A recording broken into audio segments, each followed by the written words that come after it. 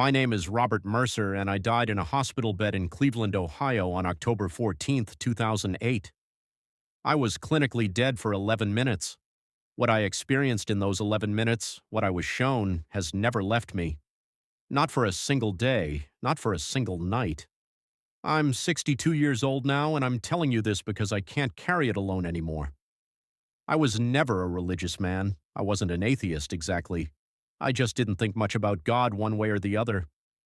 I grew up Catholic, went to Mass as a kid because my mother made me, but I stopped going the day I turned 18. I didn't hate the church, I just didn't see the point. It felt like theater, rituals that didn't mean anything to me. I believed in being a good person. That was my religion, if you want to call it that. I worked hard, paid my bills, treated people decently. I was an accountant for 30 years, married for 26, had 2 sons. I coached Little League when they were young. I helped neighbors when they needed it. I donated to charity once in a while. I thought that was enough. I lived in a suburb outside Cleveland, a quiet neighborhood with tree-lined streets and houses that all looked the same. My life was predictable, comfortable, and small. I had a routine. Coffee at 6:30, work by 8, home by 5:30, dinner with my wife Carol, TV until 10, bed, repeat. I didn't think about death. I didn't think about eternity. I certainly didn't think about judgment. I was 54 years old when it happened. It started as chest pain, dull, persistent, like someone pressing their fist into my sternum. I ignored it for 2 days. I told myself it was stress. Work had been demanding. I'd been eating poorly. I convinced myself it would pass. On the second night, I woke up at 3 in the morning and couldn't breathe. Carol called 911.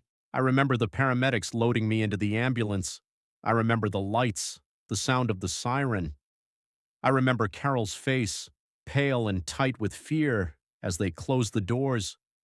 And then I remember the hospital, the fluorescent lights above me, the voices of doctors and nurses speaking in calm, urgent tones. I felt hands on my chest. I felt pressure.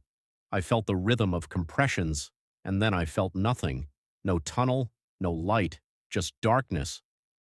But not the kind of darkness you experience when you close your eyes at night. This was something else. This was absence. A void so complete that it felt like weight pressing down on me from every direction. I didn't panic at first. I thought maybe I'd passed out. Maybe they were working on me and this was just unconsciousness. But then I realized I was standing. I opened my eyes, or maybe I'd never closed them, and I was somewhere else. I was standing on stone, cold, smooth stone that stretched out in every direction, disappearing into a dim gray haze. There was no sky, no horizon, just stone beneath my feet and fog all around me. I looked down at my hands. They looked real, solid. I touched my chest. I could feel my heartbeat, slow, steady, impossibly loud in the silence. "Where am I?" I said aloud. My voice sounded flat. It didn't echo, it didn't carry. It just stopped, swallowed by the stillness. I started walking, slowly, carefully. The fog shifted as I moved, never clearing, never thickening. It just stayed the same, gray, heavy, watching. I walked for what felt like minutes, maybe longer. Time didn't work the same way there. Every step felt the same as the last. Every breath felt borrowed. And then I heard it. A sound. Not loud, not close. Just there. Somewhere ahead of me, muffled by the fog. It sounded like voices. I stopped. I listened. The voices weren't speaking. They were something else, murmuring, moaning. Not in pain, exactly. More like hopelessness. Like the sound grief makes when it has no words left. I didn't want to move toward it. Every instinct told me to turn around. But I couldn't. Something deeper than instinct, something I didn't control, pulled me forward. I walked toward the sound.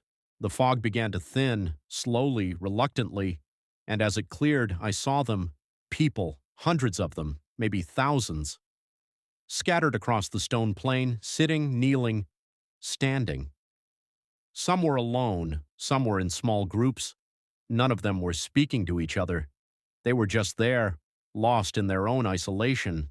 Their faces were hollow, empty, not twisted in agony, but worse, resigned, like they had given up on something so long ago they couldn't remember what it was. I recognized some of them, not all, but enough. There was a man I used to work with, Dennis. He died of a stroke about 5 years earlier. I'd gone to his funeral. He was standing maybe 30 feet from me, staring at the ground, his shoulders slumped. Further out, I saw a woman I'd known in high school, Jennifer. I hadn't thought about her in decades. She died young, car accident, I think. She was sitting cross-legged on the stone, her hands in her lap, her eyes unfocused. And then I saw him, my father. He died when I was 19. Heart attack. I hadn't been close to him. He was a hard man, distant, quick to anger. But there he was, standing alone, wearing the same flannel shirt I remembered from my childhood. His face was gray.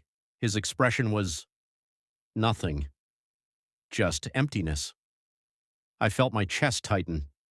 "Dad?" I called out. He didn't respond. He didn't even look at me. I started walking toward him, my feet moving faster now. "Dad, it's me, it's Robert." Still nothing. I was maybe 10 feet away when I felt it. A presence, not a sound, not a movement, just an awareness that someone, something was behind me. I stopped. I turned slowly. He was standing there. Jesus, I knew it was him the moment I saw him. Not because he looked like the paintings. He didn't. He was plain, unremarkable even. But his eyes held everything, every truth, every lie, every hidden thing. He said nothing. He just looked at me. And in that look I felt exposed, not physically, spiritually, like every thought I'd ever had, every choice I'd ever made, every secret I'd ever kept. All of it was visible, laid bare, undeniable. I wanted to speak, but I couldn't. My throat had closed. He gestured toward the people scattered across the stone plain. "Do you know where you are?" he asked. His voice was quiet, calm, but it carried weight that made the air heavy. I shook my head. "This is separation," he said. "This is where hearts that chose distance end up." I looked at the people again, at my father, at Dennis, at Jennifer. "But they're not in flames," I said, my voice barely a whisper. "They're not screaming, they're just alone," he finished. "This is hell, Robert. Not the fire you imagined, not the torture. Just the absence of me, the absence of love, the absence of hope, forever." The word forever hung in the air like a stone. I felt my knees weaken. "But my father, he was a good man," I said. "He worked hard. He provided for us. He never surrendered," Jesus said. "He never sought me. He lived for himself, for his pride, for his control. And when he died, he had nothing but himself. And that is what he has now. Forever." I looked at my father again, and for the first time I saw it. The emptiness wasn't peaceful. It was torment. Quiet, relentless torment. The kind that doesn't scream because it has nothing left to scream about. "Why are you showing me this?" I asked, my voice breaking. He turned to me, his eyes steady. "Because you were heading here." The words hit me like ice. "No," I said, shaking my head. "No, I'm not like them. I didn't hurt anyone. I didn't do anything terrible. You lived for yourself," he said, and his voice was not angry. It was simply true. "You believed you were good because you compared yourself to others, but you never asked what I required. You never surrendered your will. You never loved me. You only loved your comfort." I felt tears on my face. I hadn't realized I was crying. "I didn't know," I whispered. "You did," he said. "You felt it. Every time you heard my name and felt something stir in your chest, every time you dismissed it, every time you said, 'Not now, not yet, I have time.' You knew." I fell to my knees. "I'm sorry," I said. "I'm so sorry." He knelt beside me. "I know," he said softly, "and that is why you are going back." I looked up at him, confused. "Back? You are not finished. he said. You are being given what they were not, a chance to choose before it is too late. He placed a hand on my shoulder and I felt warmth flood through me. When you return, you will remember this, and you will have a choice, to live for me truly or to continue as you were. What if I fail? I asked. Then you will end up here. The fog began to thicken. The figures began to fade. Wait, I said. What about my father? Can I?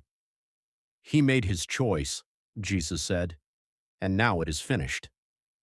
And then everything went black.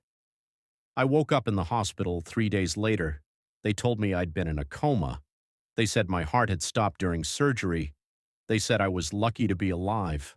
I didn't feel lucky. I felt changed. I couldn't tell anyone at first. How do you explain what I saw? How do you tell your wife that you met Jesus and he showed you hell and that it wasn't fire but loneliness? But eventually I had to. I started going to church, not out of obligation, out of desperation. I needed to understand what I'd seen. I needed to know if there was still hope for me. I started praying, really praying. Not the rote prayers I'd memorized as a child, but honest, broken prayers. Prayers that admitted I didn't have it together. Prayers that begged for mercy. And slowly, so slowly, I began to change. Not perfectly, not without struggle, but I changed. I still think about them. Dennis, Jennifer, my father. I think about the silence of that place, the weight of forever, and I think about how close I came. I don't know if you'll believe me. I don't know if this will mean anything to you, but I do know this. Hell is real. And it's not what you think. It's not fire, it's not demons, it's not torture. It's the absence of God, forever. And once you're there is no escape. I wasn't sent back with comfort. I was sent back with a warning, and that warning still haunts me at night.